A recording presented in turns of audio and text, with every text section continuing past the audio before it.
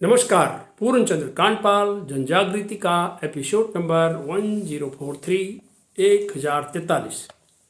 आज बिजली पानी की बात करता हूँ। बिजली पानी, न बिजली के बिना रह सकते और पानी के बिना तो बिल्कुल जीवित ही नहीं रह सकते। तो बिजली पानी का फिर इसका महत्व और इसका मूल्य को आप समझिए, आज उसकी मैं चर्चा करता हूँ। क्या हम बिजली पानी का मूल्य समझते हैं? इसको थोड़ा सा गहराई से मंथन करिए। बिजली और पानी का मूल्य समझते हैं? देश में कितने गांव में आज भी पेयजल नहीं है, पेयजल नहीं है और बिजली भी नहीं है। कागज़ों को मत देखिए, कागज़ों के पेट भरा हुआ है इन सब बातों से। जहाँ फूल है, जल है, नल है, पानी है, बिजली है, सब कुछ है, लेकिन दूर दराज के गाँव में जा कर के आप जब देखेंगे तो आपको पता चलेगा कि वास्तविकता क्या है। हम अपने घरों में की बात कर लेते हैं, हम अपने घरों में की बात कर लेते हैं। ये बिजली और पानी दो ऐसी चीज़ें हैं जिनको बचाया जा सकता है। लोग कहते हैं यार मैं क्या कर सकता हूँ। आप कर सकते हैं, क्यों नहीं कर सकते हैं? आप कर सकते हैं।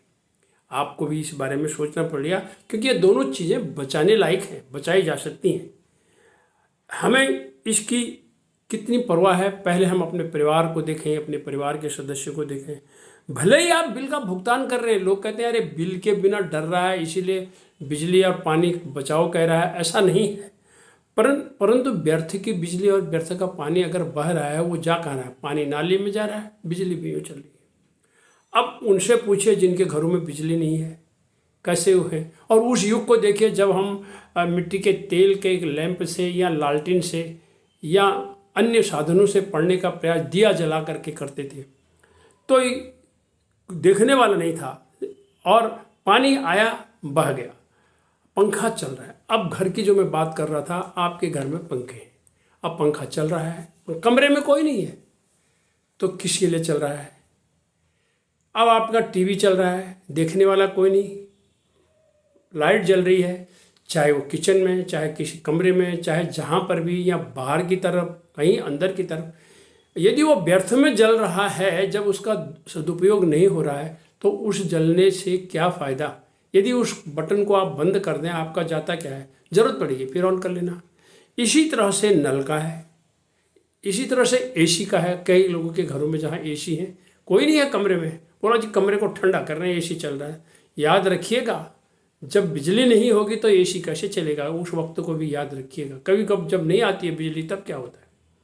अब पानी को ले लीजिए, पानी को नल खुला है, जब कम पानी से काम चल सकता है, कम नल खोलने से, तो पूरा नल खोलने की क्या ज़रूरत होती है? बाल्टी से नहाइए ना आप, मग्गा डाल करके नहाइए ना आप, फव्वारे से नहाने से कितना पानी। क्या इस देश में इतने लोग, सबको पास फव्वारा है नहाने के लिए? हमने बचाना है ना जल। और कहते हैं अगला युद्ध पानी के लिए होगा, पीने के लिए पानी नहीं मिलेगा। महानगरों में तो आज भी पानी के लिए त्राहिमाम है।